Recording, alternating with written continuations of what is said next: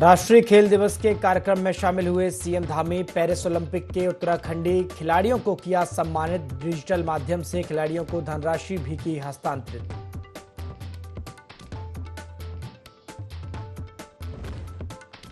मुख्यमंत्री पुष्कर सिंह धामी की पहल लाई रंग। स्मार्ट औद्योगिक शहर के रूप में विकसित होगा उत्तराखंड का खुरपिया फॉर्म। 50,000 से अधिक युवाओं को मिलेगा रोजगार।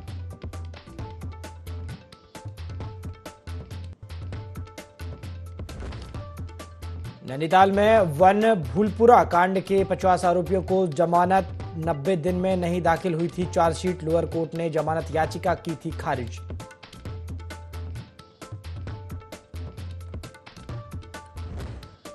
उत्तराखंड में तेज बौछारों का दौर जारी। आज देहरादून सहित 9 जिलों में अलर्ट। डोईवाला में नाले में बहे व्यक्ति का शव एसडीआरएफ ने किया बरामद।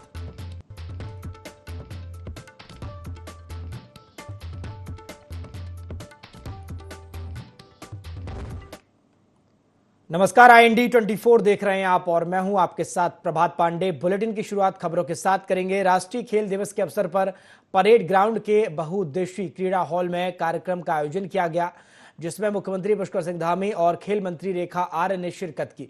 इस दौरान सीएम ने खिलाड़ियों को राष्ट्रीय खेल दिवस की शुभकामनाएं दी। सीएम ने विजेता खिलाड़ियों व प्रशिक्षकों को सम्मानित किया। सीएम ने पेरिस ओलंपिक में हिस्सा लेने वाले उत्तराखंड के 4 खिलाड़ियों को 50 लाख रुपए की धनराशि और मोमेंटो देकर सम्मानित किया। सीएम धामी का कहना है कि प्रदेश के युवा बढ़ चढ़कर प्रतिभाग कर रहे हैं और राज्य का नाम ऊंचा कर रहे हैं।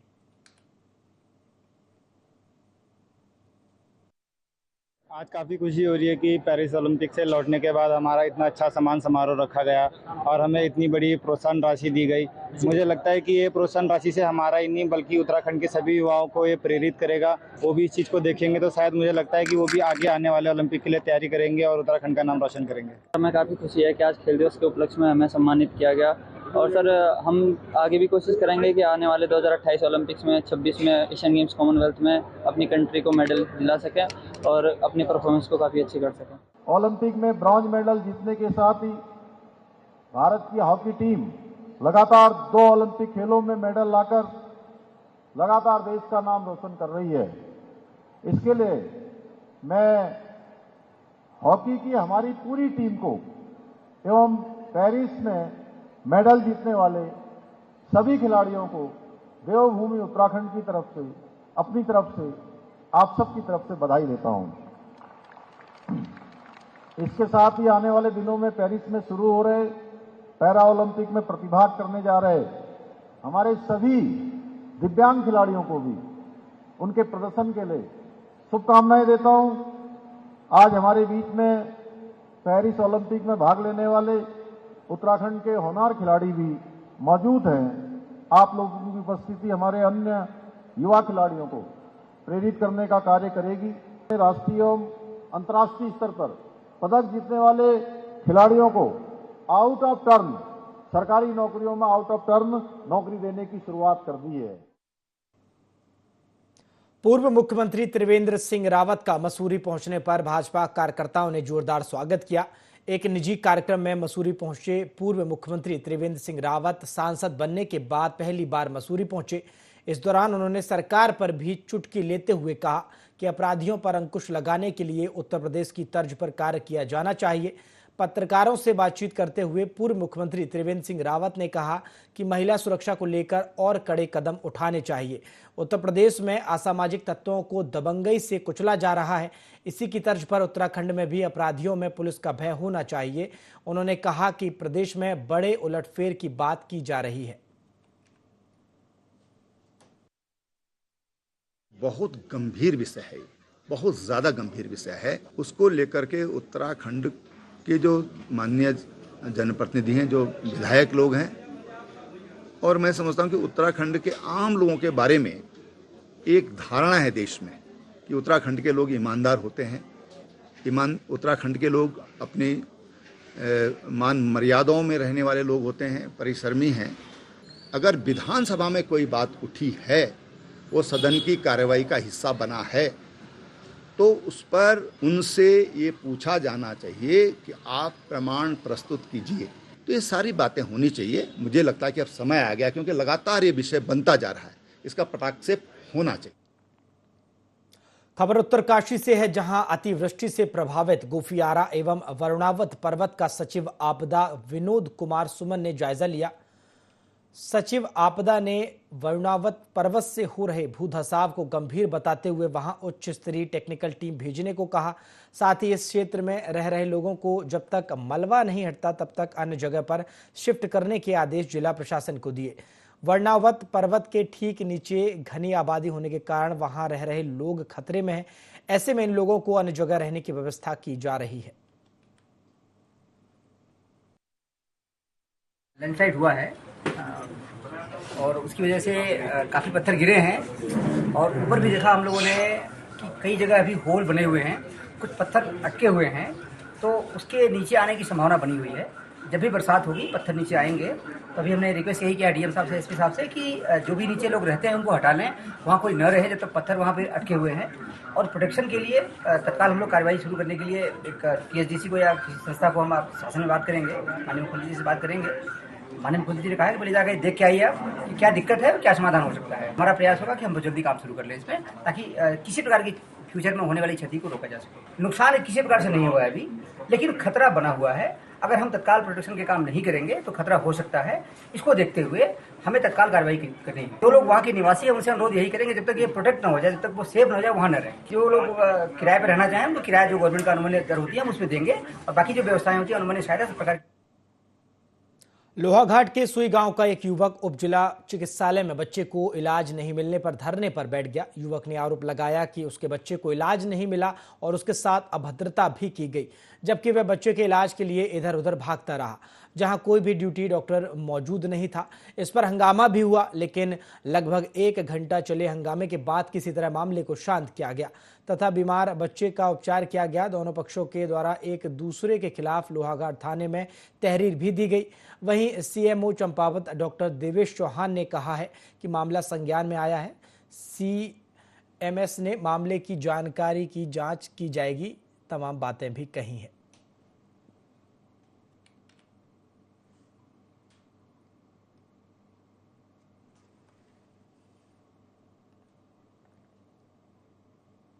प्रदेश में लगातार बढ़ रहे महिला अपराध के मामलों को लेकर अब पुलिस उप महानिरीक्षक पी रेणुक देवी की अध्यक्षता में 5 सदस्यीय समिति का गठन किया जाएगा, जो कि प्रदेश में महिला अपराध की प्रकृति, दर और संवेदनशील स्थानों का चिन्हीकरण करने के साथ ही अपराध और न्याय से जुड़े हर एक पहलू पर काम करेगी। वहीं इस समिति को लेकर कांग्रेस प्रदेश महामंत्री नवीन जोशी का कहना है कि सरकार ने पहले हुए महिला उत्पीड़न के अपराधों पर क्या कार्रवाई की है, अंकिता भंडारी हत्याकांड में क्या कार्रवाई हुई है, यह भी सरकार को बताना चाहिए। समिति का गठन हुआ है, अच्छी बात है, समिति का गठन होना चाहिए, लेकिन सरकार को यह भी बताना चाहिए कि आज तक जितने भी महिला उत्पीड़न के अपराध हुए हैं उसमें क्या कार्रवाई हुई है। हम अंकिता भंडारी के मामले में जो महिला उत्पीड़न हुआ था, पूछते आए वीआईपी कौन है, आज तक ना सरकार बता पाई ना पुलिस बता पाई है। आज हरिद्वार के अंदर हमारे कांग्रेस के सारे नेता जा रहे हैं, किस प्रकार से एक युवक को प्रताड़ित किया जा रहा है। वो बेचारा अपनी जान बचाने के लिए नदी में कूद गया और वहां पे भी पुलिस वाले उसकी मदद नहीं कर रहे हैं और लोगों को भी रोक रहे हैं। इस पे क्या, किस प्रकार की आप समिति बनाएंगे? आपको सारी बातों का ध्यान रखना चाहिए। चिन्हीकरण तो है ही है, जिन चीजों का चिन्हीकरण हो चुका है उनमें भी आप कार्रवाई करें। अच्छी बात है, आप अगर महिला अपराध में आपने कुछ सोचा है कि महिला अपराध में हम लोग कमेटी बनाएंगे, उसके लिए कार्य कुछ काम करेंगे, तो काम करिए ना। जो पहले घटनाएं हो रखी है उसके बारे में भी जनता को बताइए। बेहतर होगा कि आप सभी बातों को ध्यान में रखकर कमेटी का गठन। कोलकाता में महिला डॉक्टर के साथ हुए दुष्कर्म के बाद से दून अस्पताल महिलाओं की सुरक्षा के लिए अलर्ट मोड में आ गया है। इस बात को लेकर दून अस्पताल और मेडिकल कॉलेज की प्राचार्य डॉक्टर गीता जैन ने कहा है कि कोलकाता की वारदात के बाद से दून अस्पताल की सुरक्षा व्यवस्थाओं में बदलाव किए गए हैं। साथ ही उन्होंने कहा कि अब इमरजेंसी ब्लॉक में 24 घंटे एक महिला पुलिसकर्मी और एक पुलिसकर्मी तैनात रहेगा। कलकत्ता के कांड के बाद से सुरक्षा व्यवस्था के लिए दून अस्पताल बहुत ज़्यादा सजग है और हमने काफ़ी सारे उसमें बदलाव भी करे हैं। तो आपको पता होगा कि इमरजेंसी में राउंड द क्लॉक हमारे पास जो है पुलिसकर्मी तैनात हैं, एक मेल और एक फीमेल। तो राउंड द क्लॉक अब वो रहते हैं, और वो आपने अगर इमरजेंसी में आप एंटर करेंगे तो आप देखोगे एक बैठा हुआ है, और पुलिस चौकी भी इमरजेंसी में है, और वो हमेशा 24 आवर्स मैन्ड है। और हमारे पास मॉर्निंग में ही उनका रोस्टर आ जाता है कि कौन कर्मी तैनात है, और नाम और अलॉन्ग विद देयर फोन।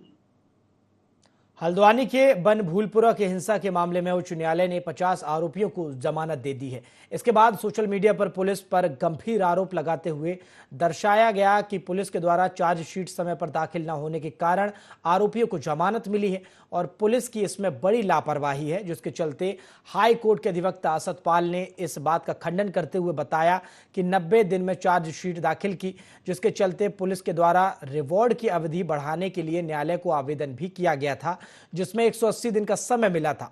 लेकिन पुलिस के द्वारा 180 दिन से पहले ही बनभूलपुरा के मामले में चार्जशीट को दाखिल कर दिया गया था। वहीं अधिवक्ता का कहना है कि अपर पुलिस अधीक्षक का कहना है कि सोशल मीडिया पर जो भी अफवाहें फैलाई जा रही हैं वह पूर्णतः निराधार है। बनभूलपुरा में जो दंगा हुआ था उस पर 3 FIR जो दर्ज हुई थी, उस पर पुलिस द्वारा इन्वेस्टिगेशन की गई, सारे साक्ष्य जुटाए गए। उसी आधार पर पुलिस द्वारा निर्धारित अवधि में ही आरोप पत्र प्रेषित किया गया। जैसे कि मेरे भी संज्ञान में आया कि सोशल मीडिया पर ये वायरल हो रहा है कि पुलिस द्वारा चार्जशीट समय पर दाखिल नहीं की गई या सही विवेचना नहीं की गई। इस संबंध में मेरा यही कहना है कि क्योंकि UAPA में 180 दिन का होता है समय, जो कि पुलिस द्वारा उससे पहले ही इसमें चार्जशीट दाखिल कर दी। खबर देहरादून से है, जहां राजभवन में राज्यपाल retired lieutenant general Gurmeet Singh ने राज्य विश्वविद्यालयों के कुलपतियों की बैठक ली। बैठक में राज्यपाल ने सभी कुलपतियों को विश्वविद्यालयों से संबंध महाविद्यालयों और संस्थानों के औचक निरीक्षण के निर्देश दिए। राज्यपाल ने कहा कि कॉलेजों में विद्यार्थियों की सुविधा और उनके विकास में कोई कोर कसर न रहे। उन्होंने कहा कि शिक्षा व्यवस्था विद्यार्थी केंद्रित होनी चाहिए और छात्रों का सर्वांगीण विकास एवं शिक्षा की गुणवत्ता में सुधार ही उद्देश्य होना चाहिए। साथ ही कहा कि विश्वविद्यालय अपने क्रियाकलापों में टेक्नोलॉजी का उपयोग करते हुए ई-कल्चर लाने का प्रयास भी करे।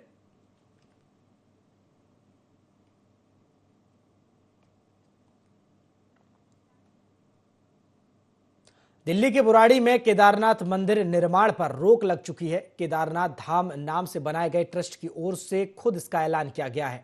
बद्रीनाथ केदारनाथ मंदिर समिति के अध्यक्ष अजेंद्र अजय ने इसे सरकार के कड़े रुख का नतीजा बताया। अजेंद्र अजय ने कहा कि उत्तराखंड के लोगों की आपत्ति के बाद धामी सरकार ने कड़े कदम उठाए। साथ ही उत्तराखंड के 4 धाम और बड़े मंदिरों के नाम पर कहीं भी मंदिर निर्माण न करने के लिए कानून बनाने की चर्चा हुई। इस मुद्दे पर कैबिनेट में भी सहमति बन चुकी है। BKTC अध्यक्ष ने कहा है कि उत्तराखंड की धार्मिक और सांस्कृतिक विरासत से खिलवाड़ ना हो, यह बीजेपी सरकार की प्राथमिकता है। अजेंद्र अजय ने कहा है कि दिल्ली में जो मंदिर बनाया जा रहा था उसका निर्माण रुकना सरकार की स्पष्ट नीति का ही नतीजा है।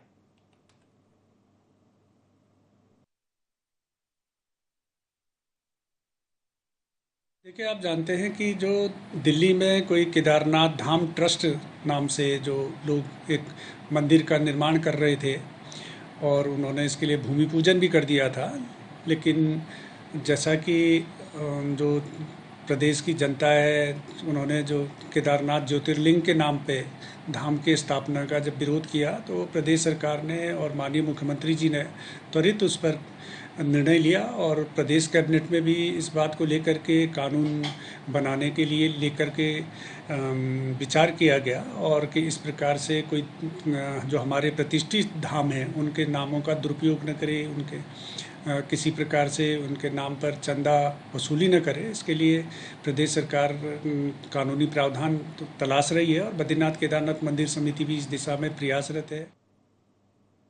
जिला मुख्यालय उत्तरकाशी एवं वरुणावत पर्वत के आसपास क्षेत्रों में अतिवृष्टि के कारण नालों से काफी पानी और मलबा आया तथा वरुणावत की पहाड़ी से पत्थर और बोल्डर गिरने लगे। जनपद उत्तरकाशी के विभिन्न क्षेत्र में मलबा व नाले आए। गुफियारा इलाके में मलबा व नाले आने से 2 पहिया वाहन भी चपेट में आ गए हैं। गुफियारा एवं आसपास के आवासीय क्षेत्र के लोगों को सुरक्षित स्थानों पर भेजा गया एवं रात्रि के समय आवासीय क्षेत्र के लोगों को आश्रम व धर्मशाला में शिफ्ट कराया गया है। विधायक सुरेश सिंह चौहान ने प्रशासन व संबंधित अधिकारियों से वार्ता कर अलर्ट रहने के निर्देश दिए। इस दौरान विधानसभा गंगोत्री विधायक सुरेश सिंह चौहान ने मुख्यमंत्री पुष्कर सिंह धामी से शिष्टाचार भेंट कर जनपद उत्तरकाशी में विभिन्न क्षेत्रों में अतिवृष्टि से हुए भूस्खलन एवं नुकसान के संबंध में वार्ता की। साथ ही मुख्यमंत्री पुष्कर सिंह धामी ने आपदा सचिव से जनपद उत्तरकाशी में आपदाग्रस्त क्षेत्रों के निरीक्षण करने के निर्देश भी दिए।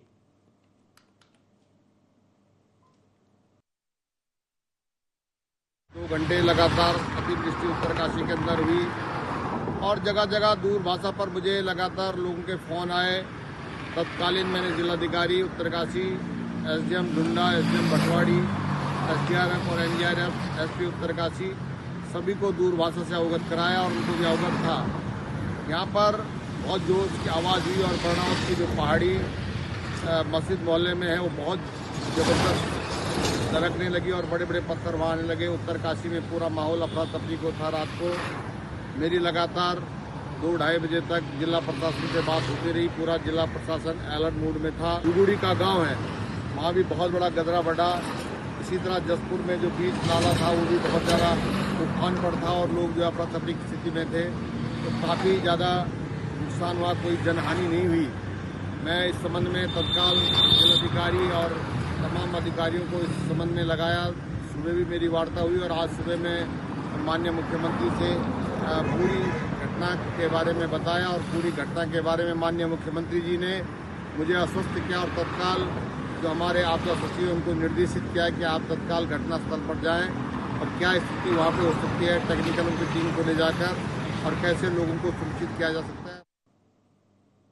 खबर जनपद उधम सिंह नगर के खटीमा से है, जहां उप जिला चिकित्सालय परिसर में धरना दिया गया, जिसमें उपनेता प्रतिपक्ष व विधायक भवन कापड़ी के साथ दर्जनों कार्यकर्ता अस्पताल पहुंचे, जहां उन्होंने नारेबाजी के बीच धरना दिया।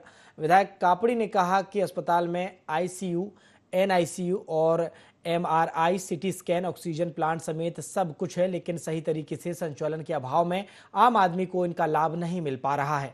आरोप लगाया कि लैब की सुविधा होने के बावजूद शुगर की जांच बाहर से करानी पड़ रही है।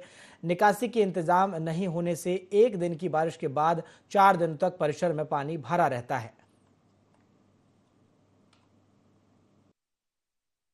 हमारा ये कहना है कि खटीमा 100 बेड का अस्पताल है, जिसकी नींव पंडित नरेंद्र तिवारी जी ने 2002 की कांग्रेस की सरकार में रखी थी और अस्पताल में आईसीयू भी है, एनआईसीयू भी है, एमआरआई मशीन भी है, सिटी स्कैन की मशीन भी है, ऑक्सीजन प्लांट भी है, लेकिन ना आईसीयू चल रहे हैं, ना एनआईसीयू चल रहे हैं। सिटी स्कैन की बात करें तो हमारे जो डॉक्टर सीएमएस हैं उनको 3 दिन के लिए सितारगंज कर दिया, 3 दिन यहाँ। गरीब लोगों को दवाइयाँ भी यहाँ पर मुफ्त नहीं मिलती हैं। अस्पताल में 1 दिन की बारिश होती है और 4 दिन तक पानी भरा रहता है। कोई व्यवस्था नहीं है और न सर जो है कि इन्हें बाहर पानी को निकालने के लिए कोई प्रयास किया जा रहा है। इन सब व्यवस्थाओं को लेकर हम लोगों ने आज यहाँ पे प्रदर्शन किया हुआ है। बच्चों का डॉक्टर नहीं है, हम चाहते हैं वो डॉक्टर जल्द से जल्द आए और आईसीयू और एनआईसीयू शुरू हों। वरुणावत त्रासदी, जिसने पूरे उत्तरकाशी जनपद मुख्यालय का पूरा भूगोल बदलकर रख दिया था। बस अड्डे से लेकर कई खास जगहों पर त्रासदी का असर हुआ था, जिससे कई लोगों को पलायन तक करना पड़ा था, जहां तक कि इस क्षेत्र को बफर जोन भी घोषित किया गया था। इसी पर देखिए खास रिपोर्ट। कल रात हुई भारी बारिश से लोगों के घरों में पानी भर गया। लोग जैसे तैसे अपने घरों से पानी निकाल रहे थे, तभी जोरदार आवाज के साथ वरुणावत पर्वत से पत्थर गिरने लगे और लोग सड़कों पर दौड़ने लगे। एसडीआरएफ और एनडीआरएफ की प्रबंधन की टीमें लोगों को घरों से सुरक्षित निकालने में जुट गई। एक तरफ बारिश, दूसरी तरफ वरुणावत पर्वत का डर लोगों को सताने लगा। बारिश के साथ पत्थर गिरने का सिलसिला देर रात तक चलता रहा। हालांकि जिला प्रशासन ने भी आपदा प्रबंधन के साथ रात में मोर्चा संभाले रखा। 10 साढ़े 10 बजे लगभग ये शुरू हुआ था और यहाँ पे जो बहुत अधिक मात्रा में जो है यहाँ पर मलबा आ गया था, जो ऊपर कहीं से सही से टूटा था। तो एक खाला जो है ये काफ़ी सालों से है पर इतना एक्टिव नहीं रहा, पर ये बहुत अधिक मात्रा में कल रात आया। यहाँ पे जो है आप मेरे पीछे देख भी रहे, कई वाहन जो यहाँ पे कल रात को मलबे में दब गए थे और वो तो रात को जो है फिर समय पर नगर पालिका का जेसीबी वगैरह आगे था, तो जिसने जो है यहाँ से मलबा कल रात को जो है काफ़ी उसमें साफ किया और उसमें काफ़ी वाहन जो दब रखे और बहुत अधिक उसमें आया है। तो हम तो यही चाहेंगे कि भविष्य में जो उस तरफ जितने अधिक हो सके पेड़ लगाए जाएं, ताकि जो है कहीं ना कहीं इन पेड़ों ने जो अभी वहाँ पर वर्तमान में है और जो बैरिकेडिंग जो हुई है उसने उस मलबे को काफी हद तक रोका है। तो करीब 10 बजे करीब जो है बहुत मूसलाधार बारिश हुई, उस कारण जो है यहाँ एक गदेर है इसमें बहुत भयंकर वो हुआ मलबा, और नीचे मेन हाईवे तक जो है मलबा जाके ये यहाँ वाहन सब दबे हुए। रात को काफ़ी खतरनाक बारिश हुई थी रात को। अरे सब देखो कुछ रोड तो खुल गई थी रात को नगर पालिका उससे, वो आए थे, उन्होंने लोगों को सतर्क करा, बल्कि इधर से लोगों जो बसते हैं उनसे लोगों को उधर सुरक्षित स्थान पर पहुँचाया। गुफियारा जल संस्थान के ऊपर पहाड़ी से पत्थर गिरने के कारण यहाँ के बाशिंदों की नींद उड़ गई और वो रात भर सो नहीं पाए। यहाँ मलबे में कुछ वाहन भी फंस गए थे, जिनको नगर पालिका ने रात में जेसीबी से निकलवाया। इसमें किसी प्रकार के जान माल के नुकसान की सूचना नहीं है। एसपी अर्पण यदुवंशी रात 12 बजे ही मौके पर लोगों से मिलने पहुंचे और उन्हें सुरक्षित स्थानों पर रहने को कहा। इधर डीएम डॉक्टर मेहरबान सिंह बिष्ट तत्काल आपदा कंट्रोल रूम पहुंचे और अधिकारियों के साथ स्थिति पर नजर बनाए रखते हुए लोगों के सुरक्षा के इंतजामों को लेकर जरूरी दिशा निर्देश जारी किए। रात में ही प्रशासन की सक्रियता से लोगों को सुरक्षित स्थानों पर पहुंचाया गया, जिससे उनका भय कुछ कम हो सका। वहीं रात भर मुख्यालय में अफरा तफरी का माहौल रहा। फिलहाल आपदा प्रबंधन NIM भूगर्भीय वैज्ञानिक वर्णावत पर्वत का जायजा ले रहे हैं। रिपोर्ट आने के बाद आगे की कार्रवाई की जाएगी। वहीं पुलिस का कहना है कि सोशल मीडिया पर यहां के बारे में भारी नुकसान की खबर फैलाई जा रही है, जो कि गलत है। 7-8 बजे के बाद जनपद में बारिश हुई थी, जिसमें मुख्यालय में थोड़ा ज़्यादा बारिश हुई। कल और आज सुबह तक 8-8:30 बजे तक हमारे 122 mm बारिश हुई दर्ज की गई है मुख्यालय क्षेत्र में। भटवाड़ी और डुंडा क्षेत्र में इतनी बारिश नहीं है, कम है, लेकिन मुख्यालय क्षेत्र में बारिश होने से जो हमारा गंगोत्री राष्ट्रीय राजमार्ग है, बीच में जो नाले आते हैं उसमें पानी बढ़ने से कहीं पर मलबा आने से रोड ब्लॉक हुई। हमें तत्काल उसमें नगर पालिका की जेसीबी लगा के और नाले आले की लोगों की सुरक्षा, क्योंकि जो पानी आता है वो कलवट बंद होने से, नाला बंद होने से आबादी क्षेत्र को भी आया था, तो उसको डाइवर्ट करना पड़ा हमें। कुछ घरों में पानी भरा था। वर्णावत क्षेत्र के जो विभिन्न क्षेत्र हैं उसमें कहीं कहीं पत्थर गिरने की पॉसिबिलिटीज पहले भी रहती हैं और आते रहते हैं, क्योंकि कल बारिश हुई थी तो हो सकता है इससे हो, लेकिन इसमें कोई ऐसा उस एरिया में कोई ऐसा संवेदनशील ऐसा मैटर नहीं है लोगों को। लेकिन फिर भी मानसून सीजन में इस एरिया में संवेदनशील होके अलर्ट रहना होगा। गत रात्रि को लगभग 11:30 बजे के आसपास उत्तरकाशी गुफियारा के ऊपर वर्णावत पर्वत से मलबा और बोल्डर आने की सूचना प्राप्त हुई थी। उसके बाद तुरंत ही पुलिस, SDRF, फायर सर्विस, आपदा प्रबंधन और की QRT की टीम जो है तुरंत मौके पर पहुंची और वहाँ पे जो इस मलबे और भूस्खलन से जो रेड जोन बना था उसको तुरंत ही जो है खाली कराया गया था और उनको सुरक्षित स्थानों पर शिफ्ट किया गया था। रात्रि में ही सुरक्षा को देखते हुए जो है ट्रैफिक जो है डाइवर्ट कर दिया गया था, उस एरिया को 0 जोन कर दिया गया था और वहाँ पे सभी लोगों को सुरक्षित स्थानों पर पहुँचा दिया गया था। जनपद उत्तरकाशी की अगर मैं बात करूँ तो ये तो आपदा की दृष्टि से ये जो क्षेत्र है ये अति संवेदनशील है और जोन 5 में आता है। आज रात को यहाँ पर बहुत ज़्यादा जो है अतिवृष्टि हुई है, जिसके कारण से जो है यहाँ पे जो जनपद मुख्यालय में जो गुफियारा वाला क्षेत्र है वहाँ पे जो है लोगों के घरों में जो है पानी घुसा और जो सड़कें हैं वहाँ पे मलबा आ गया। आप मेरे पीछे देख सकते हैं कि जो एरिया है ऊपर ये वर्णावत है। 2002-3 में जो है ये पर्वत जो है यहाँ पे जो है टूटा था। आज फिर यहाँ पे जो है आप देख सकते हैं कि जो है निशान आ गए हैं और यहाँ से जो है रात भर जो है पत्थर गिरते रहे, जिसके कारण से जो पूरा एरिया है नीचे, इसके जो नीचे एरिया है यहाँ पे जो है जो घर है उसके नीचे के उन लोगों को जो है खतरा पैदा हो गया था। लेकिन जिला प्रशासन ने जो है समय रहते जो इनको जो है बाहर निकाला और ये जो एरिया है ये जो पूरा बफर जोन में आता है। लेकिन कहीं ना कहीं जो है शासन प्रशासन के नाक के नीचे यहाँ पे जो है बहुत ज़्यादा अतिक्रमण हो रखा है, जो कि जो है भविष्य के लिए जो बहुत बड़ा खतरा है। और इसके जो ये दरार आप देख रहे हैं जो ऊपर से जो है जो लैंडस्लाइड आप देख रहे हैं, सीधा इसके नीचे जो है DM ऑफिस भी है। कहीं ना कहीं लगता है कि ये जो है भविष्य के लिए जो है बहुत बड़ा खतरा जो है उत्तरकाशी जनपद के लिए हो सकता है, जिसके लिए जो है भूगर्भ वैज्ञानिक की जो टीम है वो जो है ऊपर जा रखी है वर्णावत टॉप पे और वहाँ पे जांच कर रही है कि कोई ज्यादा खतरा तो नहीं हो सकता है। दीपक नोटियाल, ID24। बुलेटिन में फिलहाल इतना ही। देश और दुनिया की तमाम खबरों के लिए आप देखते रहिए IND24। नमस्कार।